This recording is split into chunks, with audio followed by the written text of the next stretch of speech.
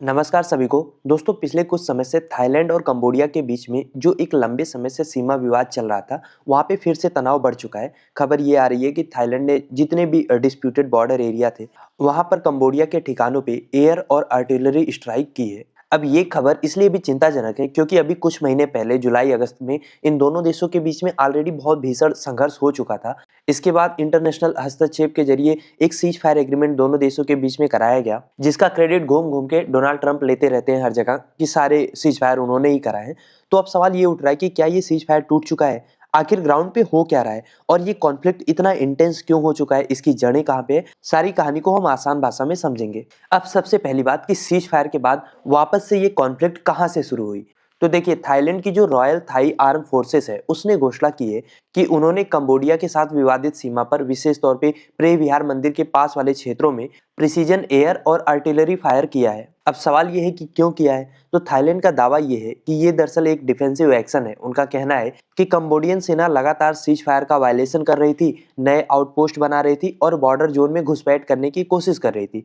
तो थाईलैंड का आरोप ये है कि उन्होंने अपनी नेशनल सिक्योरिटी पे इसको खतरा महसूस किया, इसीलिए जवाबी एयर स्ट्राइक करना आवश्यक समझा। तो वहीं दूसरी ओर कंबोडिया ने थाईलैंड की इस अग्रेशन की निंदा की है। उनका कहना यह है कि थाईलैंड खुद बफर जोन और सीज फायर नियमों का उल्लंघन कर रहा है और कंबोडिया ने यह भी आरोप लगाया कि थाईलैंड ने अपनी जो एडिशनल बटालियन थी उसको भी सीमा पे उतार दिया है, जिससे तनाव और बढ़ रहा है। और क्योंकि कंबोडिया की जो मिलिट्री है वो थाईलैंड की अपेक्षा काफी वीक है, तो इसको देखते हुए कंबोडिया ने जितने भी क्षेत्रीय संगठन है, खासतौर पे एशियान से इंटरवेंशन और मेडिएशन करने की अपील की है। और अगर हम बात करें कि इस क्लैश में अब तक कैजुअलिटी क्या हुई है, तो देखिए, थाईलैंड ने अपनी ओर से कंफर्म किया है कि इस झड़प में उनका एक सैनिक मारा गया है और कई घायल हैं। हालांकि कंबोडिया की ओर से अभी तक उनकी कितनी कैजुअलिटी हुई है ये क्लियर नहीं हुआ है, लेकिन थाई एयर स्ट्राइक की जो सिवियरिटी है, जितनी गंभीरता से वो अटैक हुआ है, उसको देखते हुए वहां पे नुकसान होने की आशंका बहुत ज्यादा है।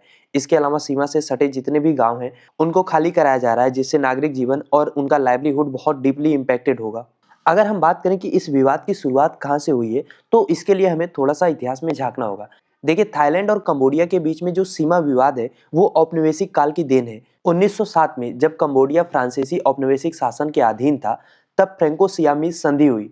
इस संधि ने थाईलैंड यानी कि तब का सियाम और कंबोडिया के बीच में डिमार्केशन को डिसाइड करने की कोशिश की। लेकिन समस्या ये थी कि कई जगहों पे ये सीमा क्लियरली डिसाइडेड नहीं है, खास तौर पे देंगरेक पर्वतमाला के क्षेत्र में। और इसी क्षेत्र में स्थित है प्राचीन खमेर मंदिर प्रेह विहार, जिसको लेके इतना विवाद चल रहा है। लेकिन आपको ये भी समझना होगा कि ये मंदिर केवल एक धार्मिक स्थल नहीं है, ये दोनों देशों के लिए एक बहुत सेंसिटिव राष्ट्रीय प्रतीक है। और ये मंदिर देंगरेक पर्वत की 525 मीटर ऊंची चट्टान पे बना हुआ है। इसका निर्माण 9वीं शताब्दी में हुआ, लेकिन 12वीं शताब्दी तक खमेर राजाओं ने इसका विस्तार किया।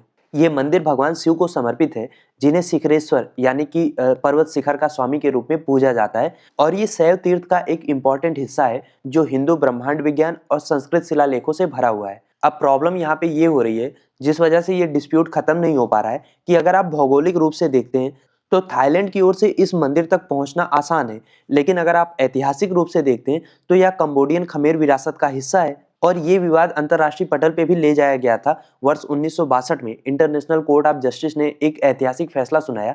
आईसीजे ने कहा था कि प्रे विहार मंदिर और उसके आसपास का जो भी एरिया है वो कंबोडिया की संप्रभुता के अधीन रहेगा, यानी कि कंबोडिया का पार्ट रहेगा। लेकिन थाईलैंड ने इस फैसले को पूरी तरीके से स्वीकार कभी नहीं किया और खास तौर पे मंदिर के आसपास का जो एरिया है उसका डिमार्केशन अभी तक इनकम्प्लीट है। और इसीलिए समय समय पे थाईलैंड और कंबोडिया के बीच में ये डिस्प्यूट उठता रहता है। अगर हम देखें 2008 में जब यूनेस्को ने इस मंदिर को वर्ल्ड हेरिटेज साइट घोषित कर दिया, तब भी दोनों देशों के सैनिक वहां पे तैनात हो गए, एक बार फिर से झड़प हुई थी। इसके अलावा 2011 में भी क्लैशेस देखने को मिले थे और 2025 का साल तो खास तौर पे दोनों देशों के लिए बहुत डेडलिएस्ट साबित हुआ, क्योंकि जुलाई अगस्त के बीच में जो भीषण वायलेंस वहां पे देखने को मिला उसमें हजारों सिविलियंस की लाइफ हमेशा हमेशा के लिए बदल दी गई। इस दौरान आर्टिलरी हो, मल्टीपल रॉकेट लॉन्चर हो, एयर एसेट हो, हर चीज का इस्तेमाल किया गया।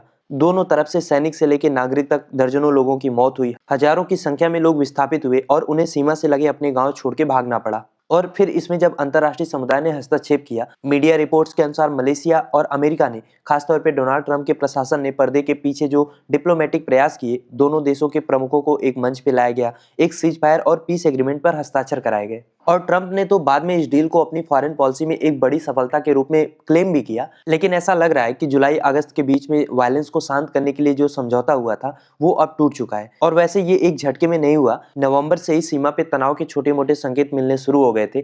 थाई सैनिक का लैंडमाइन से घायल होना, दोनों तरफ से चौकियों को बहुत मजबूत करने की खबर आने लगी थी और दोनों देशों के बीच में जो ट्रस्ट है वो लगातार गिर रहा था। और इवेंचुअली दोनों देशों के बीच में एक बार फिर से झड़प हो चुकी है और ये झड़प इतनी जल्दी समाप्त होने वाली भी नहीं है, क्योंकि प्रॉब्लम ये है कि ये मुद्दा दोनों देशों की जो डोमेस्टिक पॉलिटिक्स है वहां पे राष्ट्रवादी भावनाओं को भड़काता है।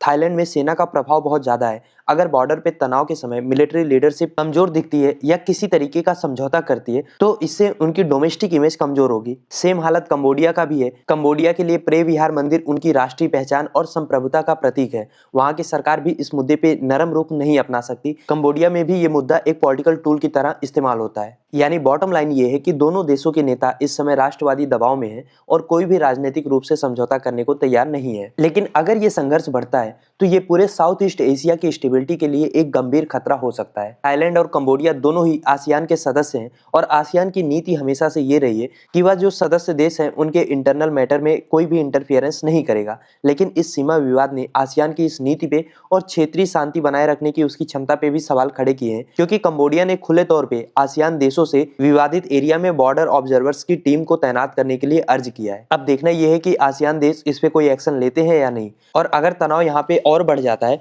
तो फिर यूएन या फिर जो और पावरफुल कंट्रीज हैं, चाहे अमेरिका की बात करें चाहे मलेशिया की बात करें जिसने पिछली बार भी मीडिएट किया था, उन्हें फिर से एक बार इंटरवीन करना पड़ सकता है। हालांकि इस तरीके के विवाद से दोनों देशों के बीच में जो ट्रेड रूट है या टूरिज्म है वो निगेटिवली इंपैक्ट होता है। इसीलिए जरूरत है कि इस डिस्प्यूट को बैठ के पूरी तरीके से सेटल किया जाए, क्योंकि जो आईसीजी का फैसला आया था 1962 में उसमें केवल मंदिर का ओनरशिप कंबोडिया को दिया गया था। जॉइंट बाउंड्री कमीशन द्वारा पूरी सीमा का डिटेल डिमार्केशन अभी भी अटका हुआ है। यही इनकम्प्लीट लीगल फ्रेमवर्क बार बार जो ये संघर्ष हो रहा है इसका मूल कारण बना हुआ है, क्योंकि बॉर्डर को क्लियरली डिफाइन अभी भी नहीं किया गया है। अब यहाँ पे थाईलैंड के लिए एज ये है कि एक तो भौगोलिक रूप से उनके लिए उस एरिया में एक्सेस करना, जिस डिस्प्यूटेड एरिया की हम बात कर रहे हैं वो आसान है।